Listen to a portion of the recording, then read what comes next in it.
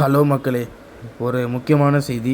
அது என்னென்னு பார்த்தீங்கன்னா, ராமேஸ்வரத்துலேருந்து சென்னை எக்மோர் போகக்கூடிய boat mail express. So southern railways வந்து கேன்சலேஷன் எக்ஸ்டென்ஷன் பண்ணியிருக்கிறாங்க.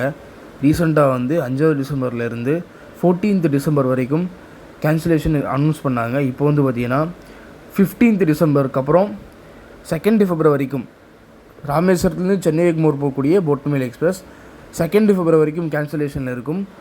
அதே மாதிரி சென்னை எக்மோர் ராமேஸ்வரம் போகிற போட் மெயில் வந்து பார்த்திங்கன்னா 16th February 3வது February வரைக்கும் கேன்சலேஷனில் இருக்குது. ஸோ February மாதம் வரைக்கும் தாம்பரத்துலேருந்து தான் கிளம்பி போகும் போட் மெயில்.